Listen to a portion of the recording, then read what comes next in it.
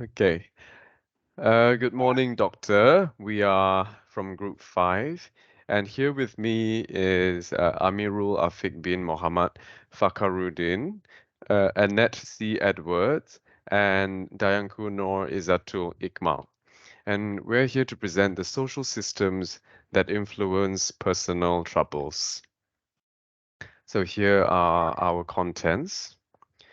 So I will be talking about the social economic conditions which affect personal troubles. So first of all, let's take a look at the definition of social economic conditions.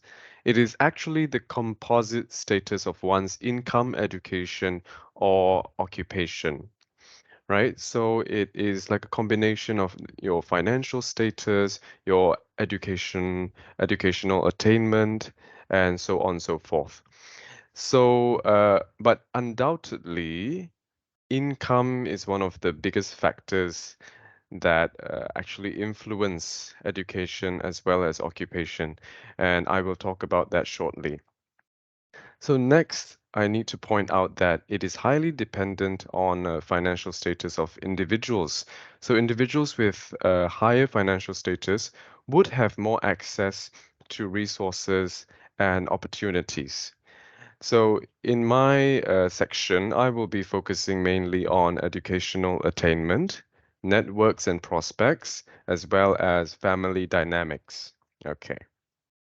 So potential causes of personal troubles due to social economic conditions. Okay, so first of all is educational attainment.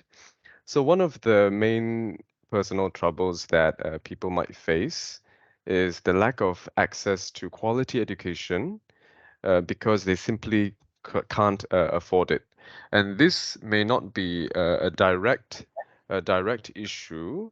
For example, the student might not realize that this is an issue, but it may be an issue for their parents, right? So, with low income families, they might not be able to afford the same degree, the same quality of education as higher income families. And we can see this mainly in different schools, basically. So there are public schools, private schools, and international schools, all uh, you know, all having their different level of education, different quality of education, as well as their facilities. Now, one thing that can be observed is that private and international schools generally offer better facilities. You know, their whiteboards are better, higher quality. They have media equipment like projectors and TVs and so on and so forth. So all of this may actually contribute to the student's learning process, and at the same time, it actually supports teachers to provide better to convey information more effectively to their students. So this is educational attainment, right? So oh, and I may also add that families of higher income or higher socioeconomic status can afford to send their children abroad, right, for better educational opportunities. And when it comes to the market these days, right, employers are generally looking for highly qualified candidates, right? So it would definitely benefit them during their application, right? So next would be networks and prospects. Okay, right. So one of the personal troubles that people might face is that if they are in a low social economic condition, they might have fewer opportunities to build connections with influential people. Now, we know we can see it all around us, right? The rich often hang out with the rich, they associate with the rich. Businessmen often associate with other businessmen. Why? Because they are building their network. They know how important it is to build the connections between them because then there will be a mutual level, there will be mutual support.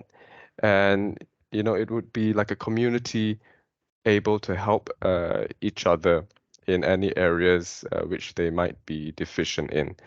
So it may also, for example, if a certain group of people, okay, live in an affluent neighborhood, right? They might have a higher chance of meeting people which are more influential, perhaps entrepreneurs, perhaps government officials, yeah, so people of a higher standing, of higher status in general, right? So through that, uh, opportunities will come, and especially when they offer when these people offer these opportunities, it could be opportunities to form partnerships for businesses. It could be opportunities, it could be career prospects, right? Okay, and my last point is family dynamics. Okay, so the main trouble with concerning social economic conditions is finance related matters, right? And in fact, financial finance related matters is one of the main causes of divorce, actually, right? Because when two spouses come together, what they're searching for is security. They want security for themselves as well as their children, right? So with a low social economic standing, especially in terms of finances, there are many problems that may arise, right? Many domestic issues that may arise, right? Parents may find it difficult to put food on the table, to make ends meet.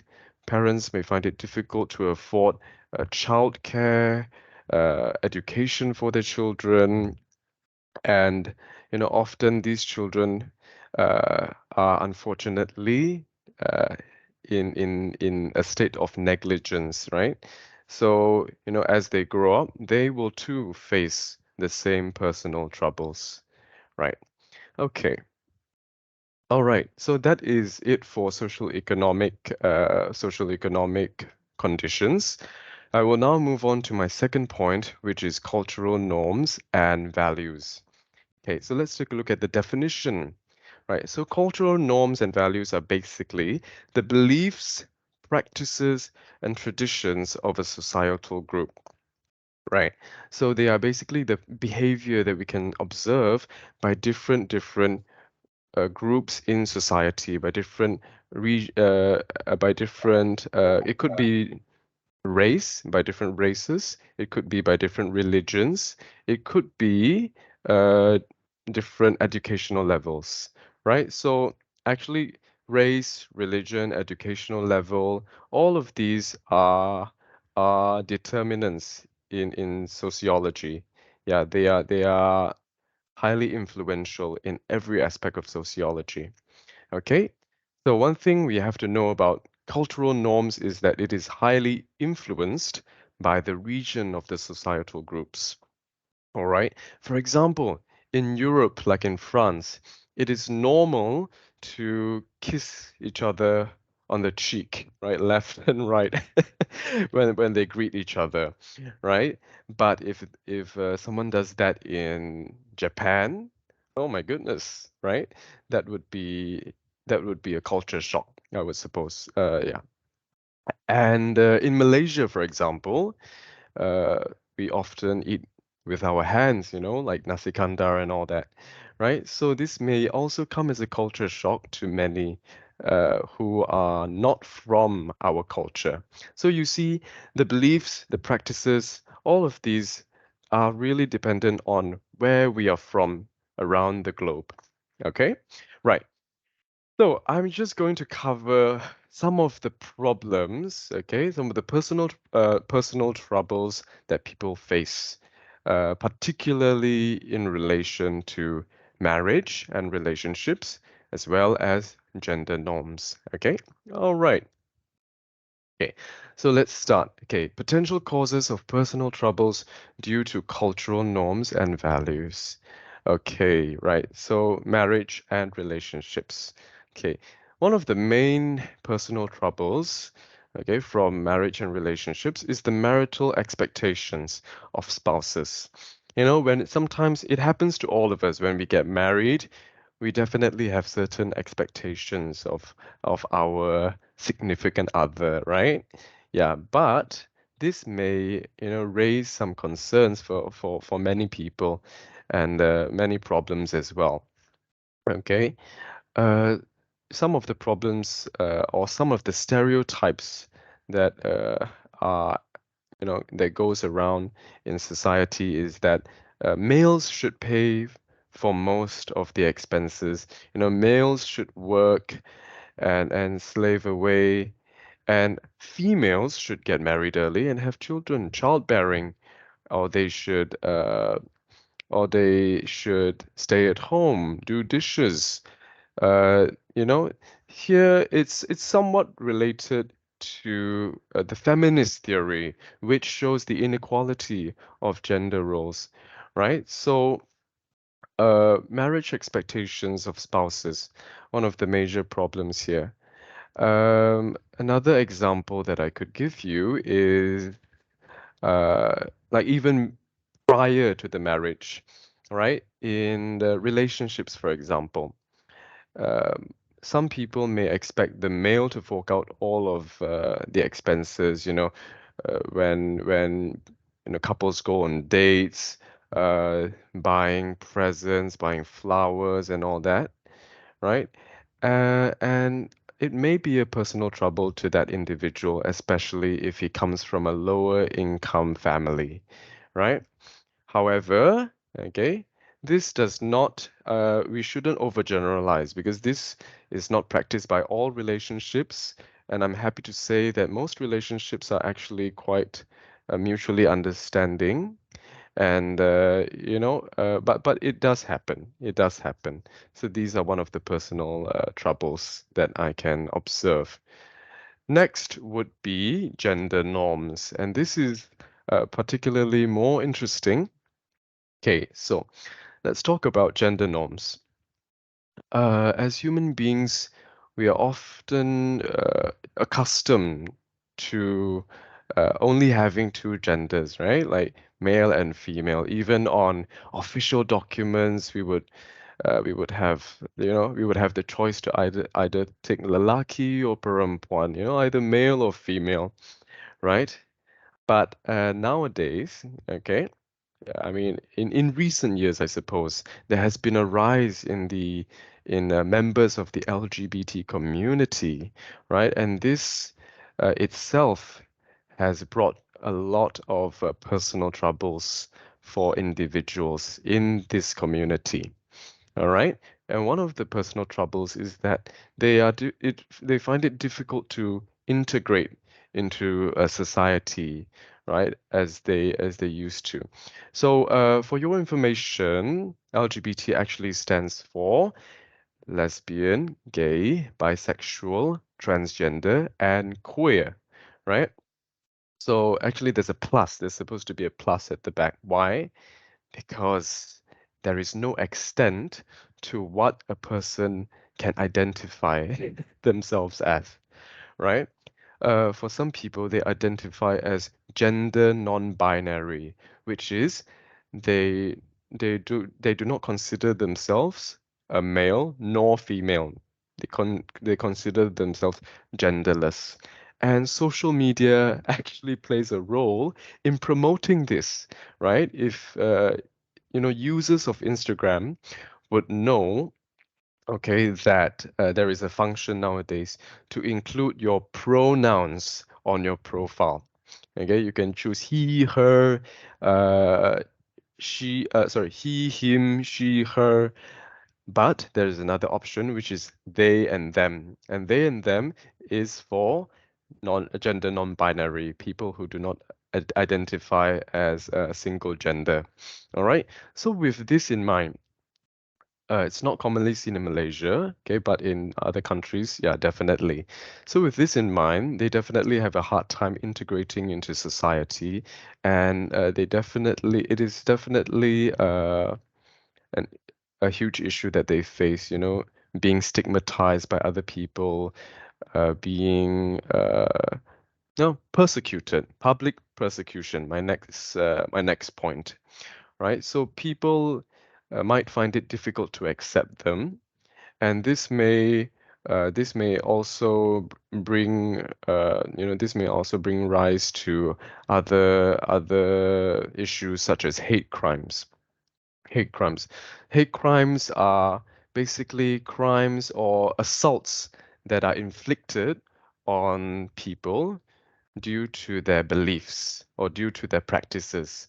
Yeah. So, for example, a person might assault, hit, punch, or do all sorts of things to members of the LGBT community, and this has been seen. Even this treatment has even been seen towards celebrities in the LGBTQ community. Yeah. All right. And lastly is legal prosecution. So in Malaysia, the country does not recognize LGBTQ relationships, right? And in fact, it is illegal, right? I will not speak of the religious reasons, okay, but from a legal standpoint, it is actually illegal. And those found to be in this LGBT community can be imprisoned for up to 20 years.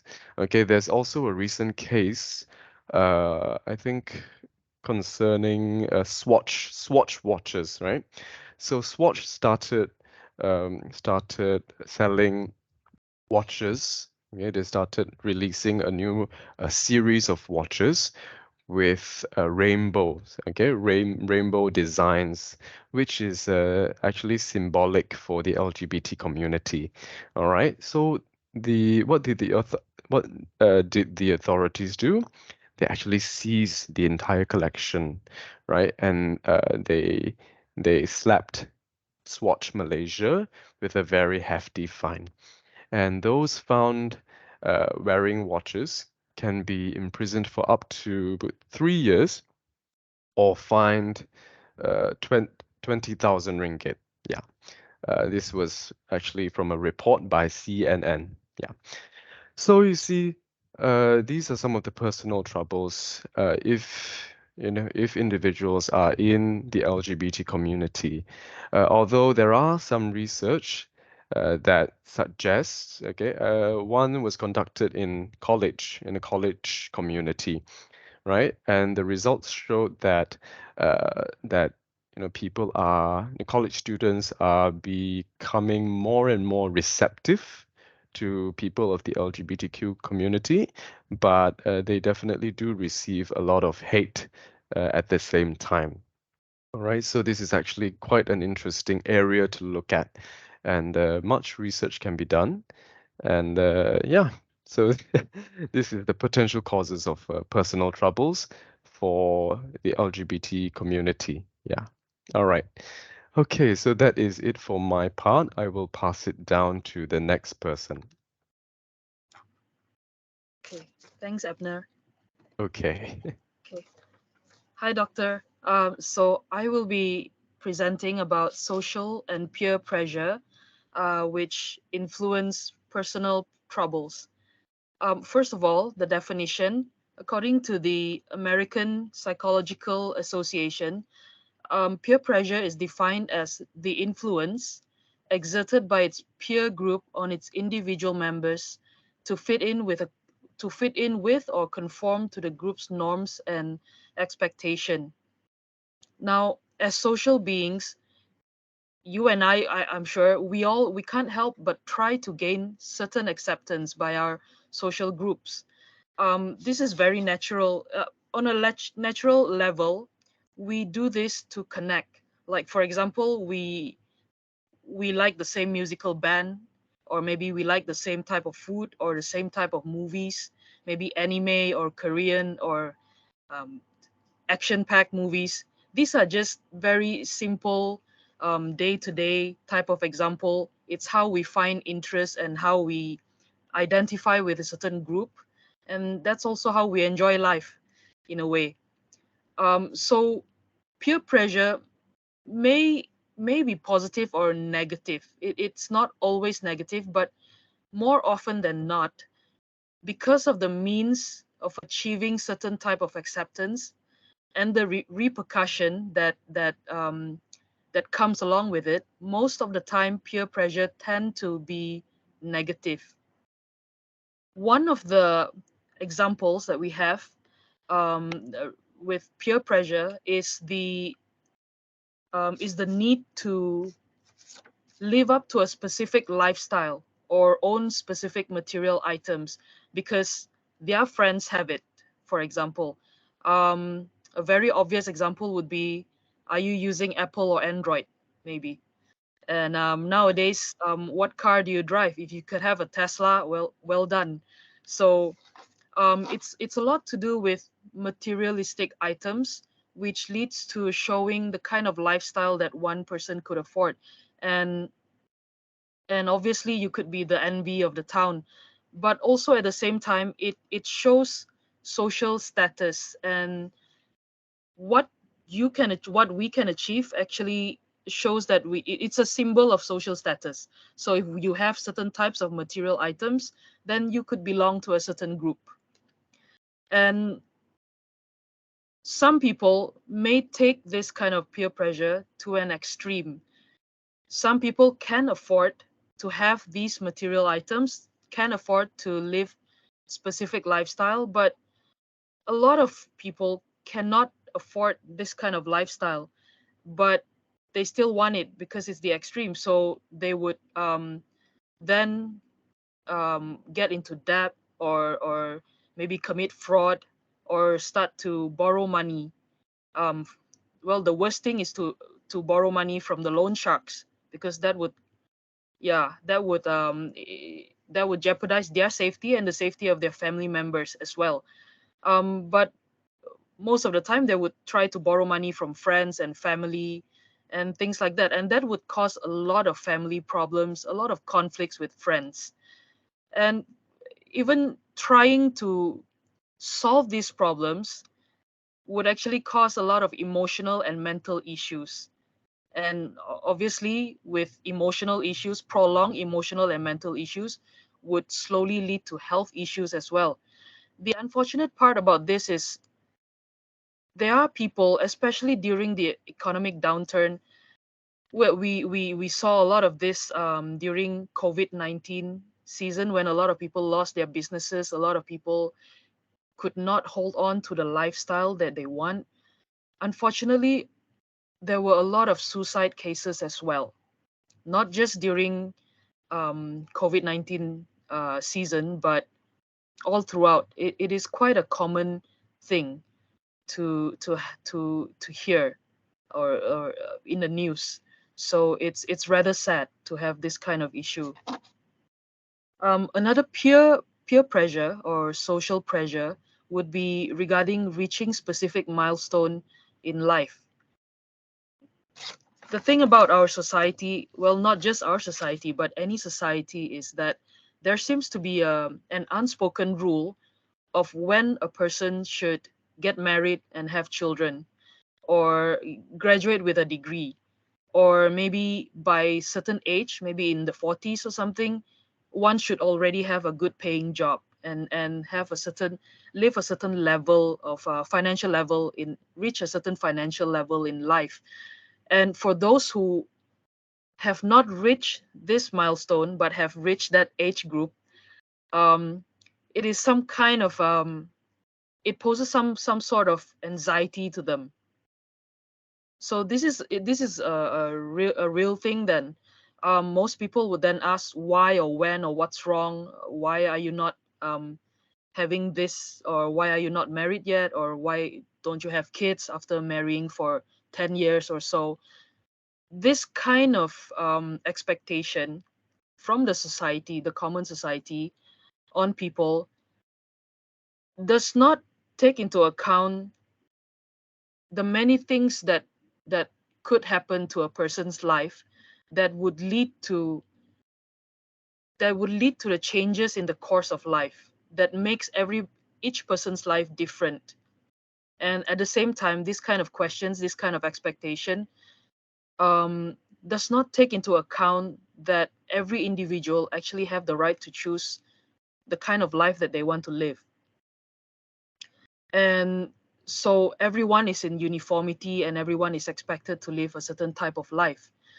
Now, there are people who don't care, but actually most people, they do get affected by this in one way or another. The simplest way would be maybe to just resent the family members, or just don't want to go for any don't want to attend any reunion or something like that. That would be a very simple thing. But a lot of people could be affected emotionally and mentally as well. They tend to question what happened to them. They tend to um, be unsure of themselves. They tend to doubt themselves. um yeah, it causes a lot of anxiety and a lot of this. It actually leads to depression as well. Now, as for those who force themselves to achieve these things because they want to align what they have in life with what is expected, that would lead to other types of problems as well. For example, marital issues. Because well, when you have reached certain age, just pick a girl or a guy and just get married because it's what's expected of you. Many years down the road, that could cause marital problems and unfortunately maybe even divorce. A lot of people tend to, by the time they reach middle age, they tend to question their purpose in life, or they feel unfulfilled. Even for a lot of people who have obtained professional degrees and become professionals for many years down the road, they realize that they became professionals because that's what their parents wanted them to be. And then later on, they recall that they actually have other interests, but they've spent so much time and so much energy on this one thing. And and they start to question themselves. They start to question their purpose in life. They start to feel unfulfilled. And when we talk about feeling unfulfilled in jobs, then we know that that would cause a lot of problems in the workplace as well. Because unhappy people, they cannot work well. Unhappy workers cannot work well, or perform well in the workplace. So not only do we see problems in the family, among individuals, we also start to see problems in the workplaces. That's a whole different kind of worms to open. It's a whole different issue again, right there and then. And so this this actually could cause a lot of internal issues to a person. So that's the part about reaching personal milestones, just by conforming expectations. Now, the last one about peer pressure that I would like to touch on is regarding ideology and behavior, especially among the youngsters. Especially among the youngsters, there are certain things that their friends practice, and they know that it's not right. Um, they have been warned, they have been taught. For example, maybe getting drunk, or skipping school, or maybe bullying a certain type of people, the weaker ones, or foregoing celibacy. Um, Everybody knows that. I mean, in our culture, for example, we know that these things are wrong, but most of the time, especially the youngsters, they would still practice and accept these things because their peers do it. And of course, we have to say that it is also influenced by social media and all that. But it is widely practiced, and therefore, for fear of being rejected, for fear of having trouble with making friends, for fear of missing out on things, um, and missing out on social privileges, they would just conform to certain ideology or certain behavior. The next area that I'm going to talk about is social connectivity. Social connectivity, as we know, includes any form of platform that involves the internet, for example, TikTok, Facebook, Instagram, and all of that. Truth be told, we are very privileged to live in the age where we have social connectivity. It makes doing projects so much easier. Um, Back then, we have to flip the newspapers to get some information, but right now, it's at the tip of our fingers. So we get to connect to our friends, for example, in Australia, without even having to travel there. For example, what we're doing now, we're studying and obtaining a qualification without attending a physical class. We learn new skills from videos, TikTok videos or YouTube, and we even get to play online games and call it sports, for example. So there's a lot of benefits to social connectivity. Unfortunately, humans being humans, um, we tend to have an issue of comparison.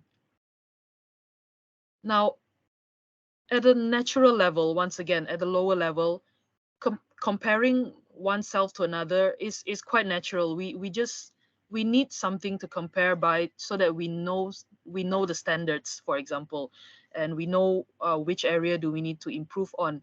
But once again, when done to the extreme, um, it becomes poison. The internet, as we know, is a common platform where people would flaunt their lifestyle or even their good looks. This is very common.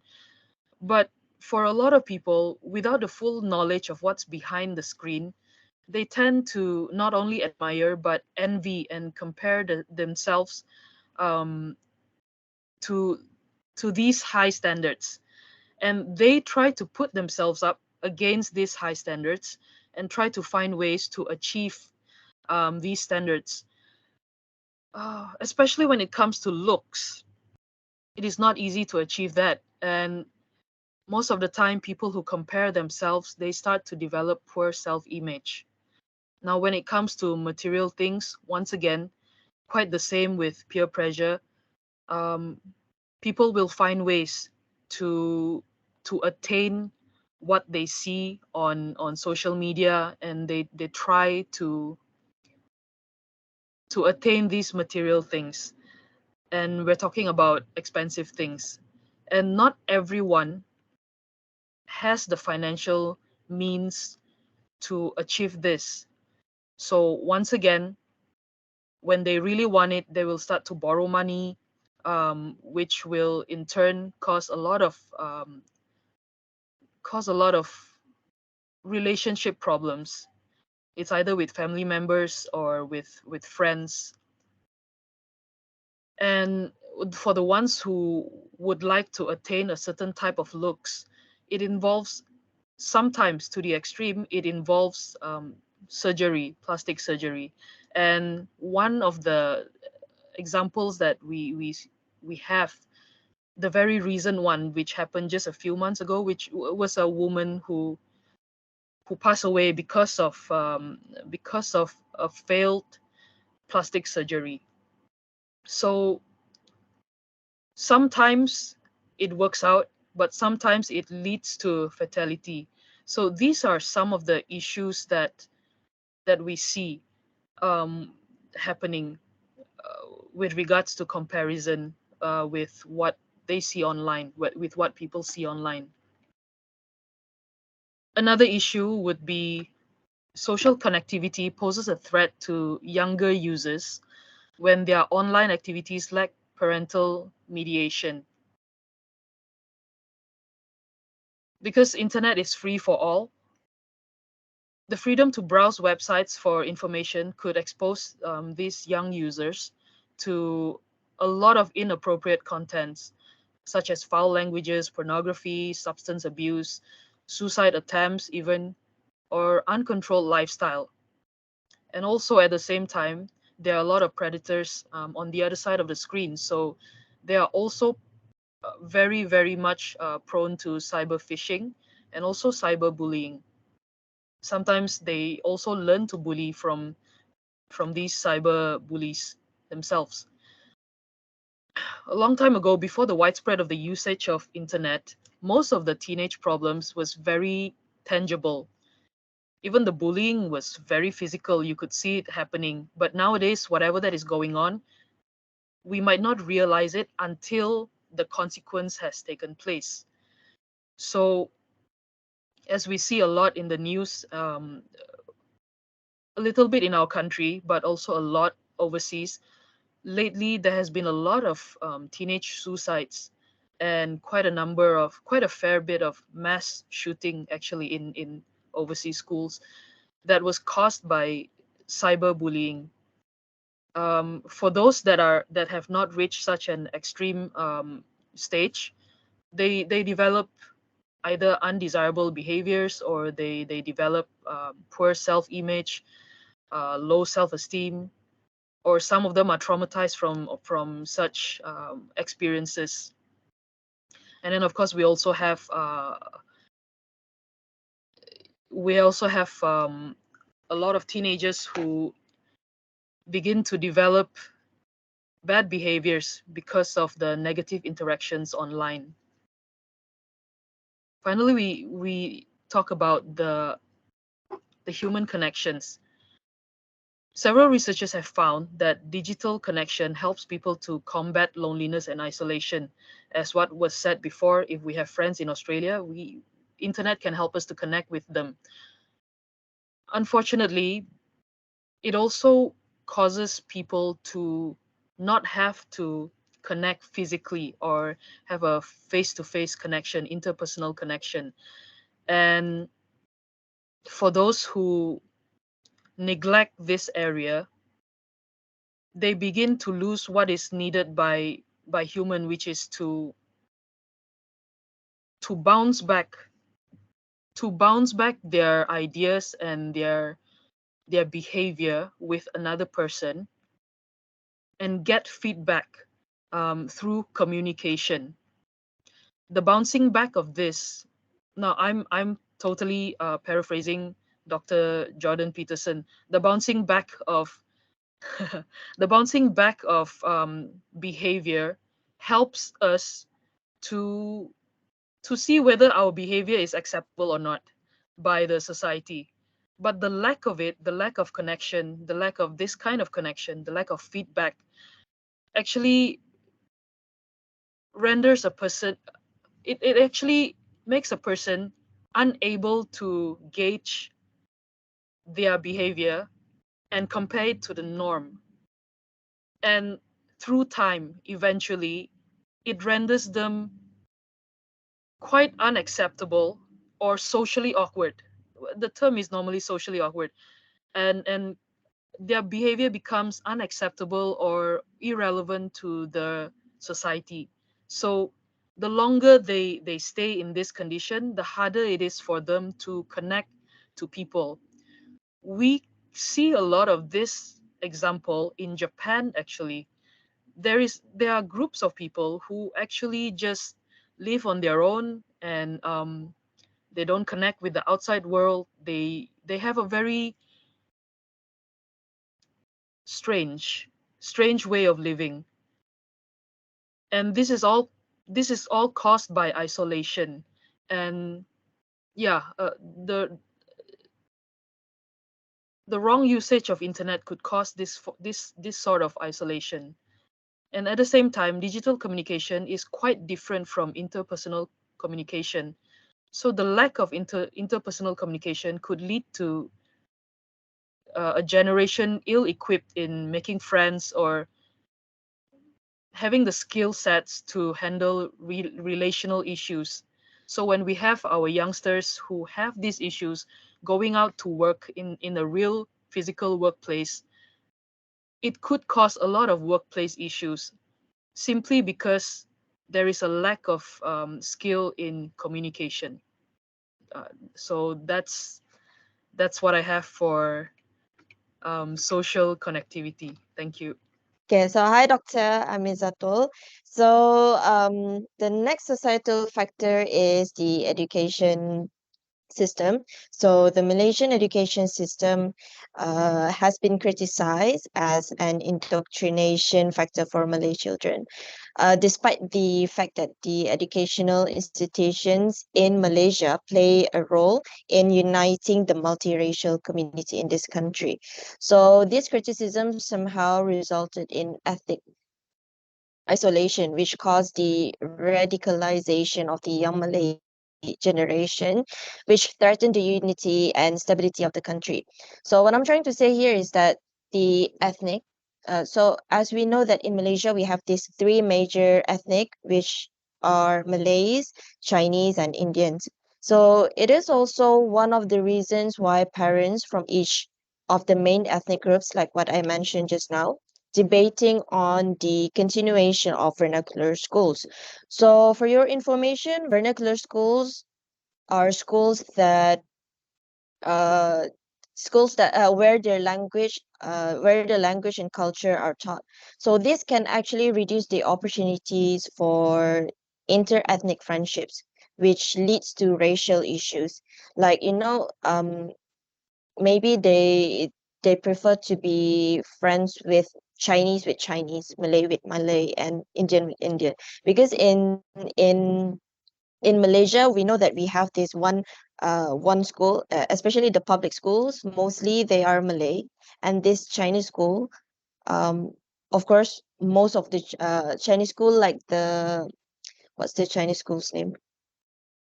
You know the Chinese schools, right? So all of the students mostly Chinese, and one of the other school, one of the vernacular school is also the Indian, where they learn mostly the Tamil language. So you try to imagine if these students are like used to their culture, and then they are not used to like share their own culture, like Chinese with Malay, Malay with Indian, something like that. So children will somehow grow up and become familiar with their own ethnic group, rather than like trying to be friend with each other, despite their race. And then when we on the other hand, when we talk about educations in terms of school setting, there is no denying that the government actually spending on education is high, but it's actually based on the number of students enrolled in the current rural areas with less financial support, as low income parents struggle to provide these resources needed for academic students. So obviously in rural areas, I don't think so there are many like the tuition center built in the rural areas. So in compared to institutions in urban areas. So this limited access to knowledge actually differ in urban areas, where students benefit from the required academics and higher achievement. So actually, they are used to technology, where the technology is actually widely used in urban areas compared to the rural areas, and which this one sets boundaries for rural students who lacks access to technology. So try to imagine that if students come from a background of where they didn't really have much exposed to technology, and then when they start to study in like college or university, for example, they'll find it very difficult and challenging for them to adapt themselves to the modern situation. So this actually highlights the educational equity gap between urban and rural areas. So highlighting the need for better support and resources for students in rural areas are actually concerning. Okay, so next is the health. I think the health, the other part. One more slide. Yes, that one. All right. So for this one in Malaysia, so we know that the Ministry of Health offers public healthcare services, and the hospital actually they comes in different sizes, as in depends on in which district the hospital built.